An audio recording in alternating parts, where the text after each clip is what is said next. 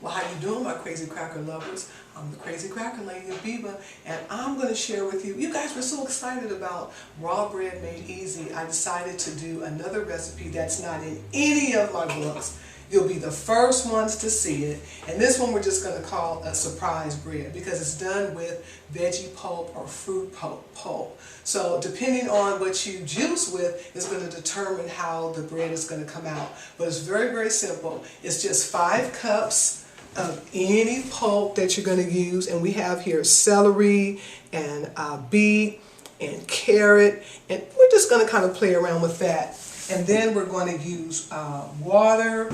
We're going to use raisins. The olive oil is optional. And then we're going to use flax seeds. And the flax seeds is going to be 2 cups of ground flax seeds. And remember, you always want to grind your flax seeds right before you get ready to use them. It's better to do it before you make your recipe versus purchasing the packaged flax seeds because ground flax seeds, because they sometimes are rancid.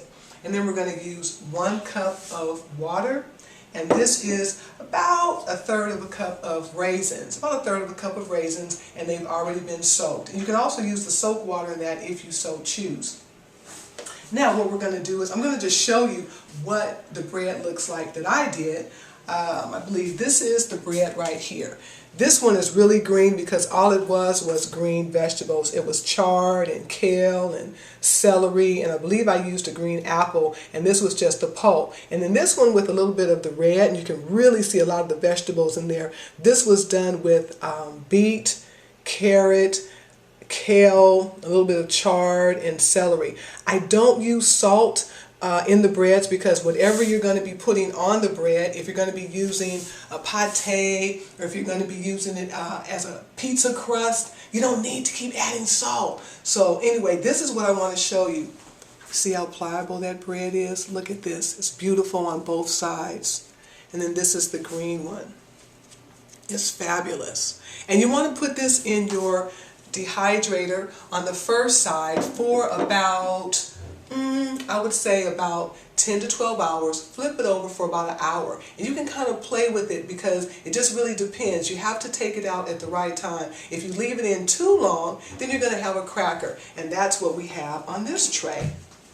This one here is the cracker. So you see it's not bending at all. I'm trying to bend it, but it will not bend because this one I dehydrated for about 18 hours. And this is the same exact recipe, except I just did it for a longer time. So it just depends on if you want to have a cracker or if you want to have bread.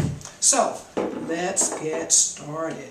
We're going to put in the raisins. Let's get those all in there. Then we're going to put in the water. And again, the olive oil is optional, but I'm just going to go on and put it in there anyway. Okay, and then we're just going to blend this all up until all the raisins are broken down. Okay.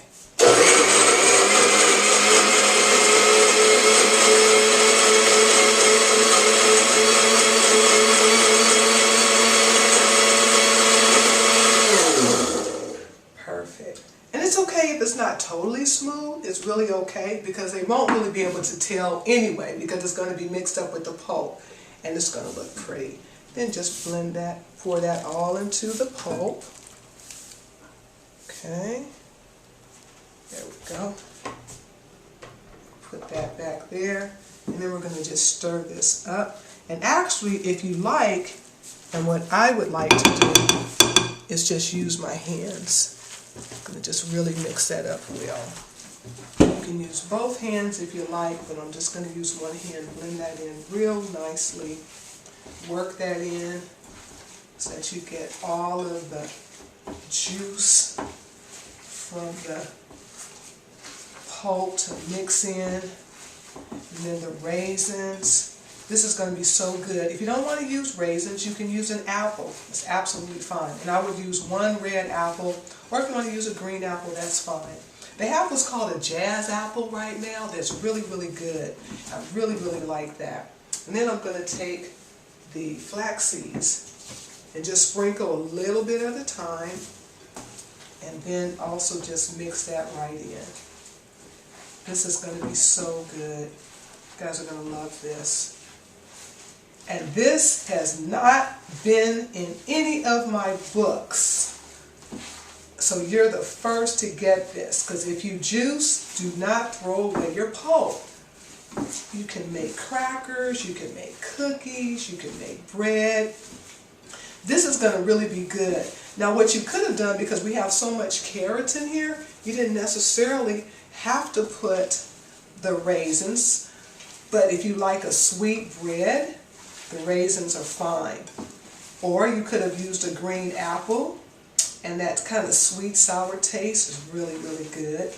Then just blend that up a little bit more. Then we're going to add in some more, because you want it to be able to hold together, and that's why I'm using about 2 cups. If you use less than that, then it's not going to hold together. Okay?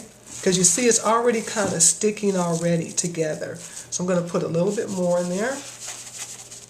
Okay, blend this up, work that in. Now this is the time you can have your children in here saying, you eating up all this food, you come up in here and do some work, okay? That's what you do. If they say, oh mama, you know you do so good anyway. I said, no, you've been eating up all this stuff, you got to do some work. That's how you do that. All right, and this for those ladies who like to work out, man, this would build some muscles. Trying to tell you, I had some people talking about one of my videos, and they said, man, you got some guns up in there, what you been doing? I say, shoot, I'm doing this, what you talking about? That's what I'm doing. But anyway, okay, this is looking really, really good. This is excellent. Okay, I'm going to put a little bit more, put the rest of that in, and blend that up. And then we're going to spread it on a Teflon sheet, put it in the dehydrator, and this, I'll tell you, will probably do about, depending on the thickness of it, this should be about an eighth of a cup, or an eighth of an inch high, maybe a quarter of an inch high. With this, I actually do a quarter of an inch high, because this is going to really, really shrink. So I would do a quarter, and then you're going to cut it whatever size you want, and that's it.